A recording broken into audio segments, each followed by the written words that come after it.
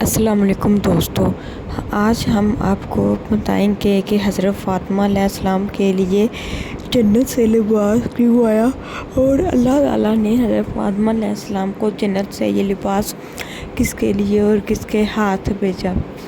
ایک دن یہودیوں کی کچھ عورتیں حضرت محمد صلی اللہ علیہ وسلم کے گھر تشریف لائیں اور حضرت محمد صلی اللہ علیہ وسلم سے کہنے لگی کہ اے اللہ کے رسول، ہمارے گھر میں شادی ہے اور ہم چاہتی ہیں کہ آپ کی پیاری بیٹی حضرت فاطمہ بھی ہمارے گھر اس شادی میں شرکت کرے۔ اگر آپ ان کو اس شادی میں شرکت کرنے کی اجازت دے دیں تو آپ کا بہت ہی شکریہ اور مہربانی ہوگی۔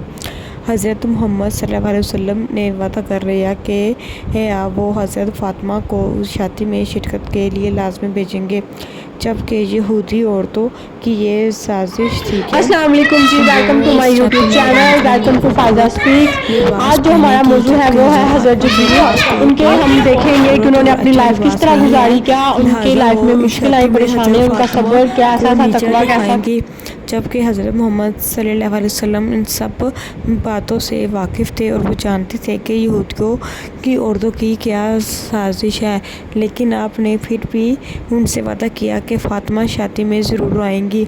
حضرت فاطمہ جو کہ یہ ساری گفتگو سن رہی تھی، اتنے میں اذان ہوئی اور وہ نماز پڑھنے کے لیے کھڑی ہو گئی اور اللہ تعالیٰ سے رو رو کر دعا مانگنے لگی کہ یا اللہ، میرے پاس تو پہننے کے لیے کوئی بھی خوبصورت لباس نہیں ہے۔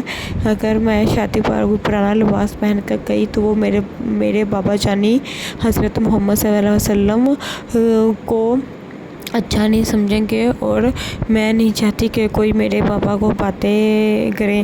حضرت محمد صلی اللہ علیہ وسلم جو کہ جانتے تھے کہ حضرت فاطمہ دعا میں کیا مانگ رہی ہیں، اور وہ یہ بھی جانتے تھے کہ اللہ تعالیٰ اپنے نبی کو کسی بھی حالت میں بے آسرا اور یوں بے یار و مددگار نہیں چھوڑیں گے۔ حضرت محمد صلی اللہ علیہ وسلم نے اللہ تعالیٰ سے دعا کی کہ یا اللہ، فاطمہ کی مدد فرما۔ اللہ تعالیٰ نے حضرت جبریل علیہ السلام کو اپنے پاس بلایا اور کہا کہ اے جبریل، جاؤ جنت میں سب سے خوبصورت لباس لو اور زمین پر حضرت محمد صلی اللہ علیہ وسلم کی پیاری بیٹی حضرت فاطمہ کو دے کر آؤ۔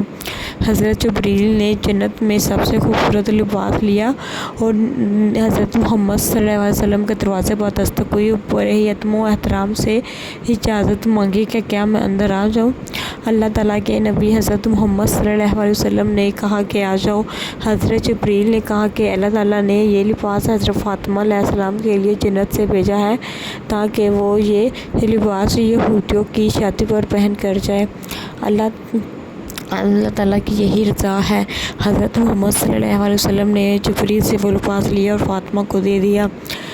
جب شام کے وقت یہودی عورتیں تیار ہو کر شادی میں حضرت فاطمہ کا انتظار کرنے لگی کہ اب فاطمہ آتی ہی ہوگی، اور چاہتی تھی کہ حضرت فاطمہ کوئی پرانا لباس پہن کر آئے اور ہم اس کی بےعزتی اور اس کو پوری محفل میں نیچا دکھائے۔ جب حضرت فاطمہ رضی اللہ عنہا محفل میں تشریف لائیں تو یہودی عورتوں کی آنکھیں کھلی کی کھلی اور دنگ رہ گئی۔ وہ ساری حضرت فاطمہ کے لباس کی چمک دمک، دلکش اور اس کی خوبصورتی کو دیکھ کر حیران رہ گئی۔ پوری محفل میں ایسا خوبصورت لباس کسی نے نہ پہنا تھا۔ لباس ایسا تھا کہ آنکھوں کو ٹھنڈک پہنچا رہا تھا اور اس کی چمک ایسی تھی کہ پوری محفل میں روشنی ہو گئی تھی۔ یہودیوں کی عورتیں حضرت فاطمہ کے پاس آئی اور لباس کو ہاتھ لگا لگا کر دیکھنے لگی۔ انہوں نے پوچھا کہ اے فاطمہ، تو نے یہ لباس کہاں سے لیا؟ حضرت فاطمہ بولی کہ یہ لباس مجھے میرے پیارے پاپا یعنی حضرت محمد صلی اللہ علیہ وسلم نے دیا ہے۔ تو یہودیوں کی عورتوں نے پوچھا کہ آپ کے پیارے بابا نے یہ لباس کہاں سے لیا؟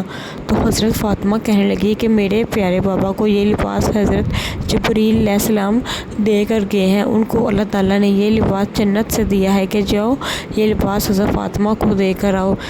یہودیوں کی عورتیں یہ سن کر دنگ رہ گئی اور وہ حضرت محمد صلی اللہ علیہ وسلم کے پاس تشریف لائی اور ان سے معافی مانگی اور ان سے کہا کہ ہم آپ پر ایمان لاتی ہیں، اور انہوں نے کلمہ پڑھ کر مسلمان ہو گئے۔ یہ ہے ہمارے پیارے نبی کی شان، اور یہ ہے ہمارے پیارے اللہ تعالیٰ کی شان، جو کہ حضرت محمد صلی اللہ علیہ وسلم سے بے پناہ محبت کرتے ہیں، ان کو کسی بھی حال میں اکیلا نہیں چھوڑتے۔ اور یہودیوں کی عورتیں جو کہ اللہ تعالیٰ اور حضرت محمد صلی اللہ علیہ وسلم کا معجزہ دے کر ان پر ایمان لے آئی۔ اللہ تعالیٰ ہم سب کو بھی ایمان پر رہنے کی توفیق عطا فرمائے اور ہمارے ایمان کو مضبوط کرے، آمین ثم آمین۔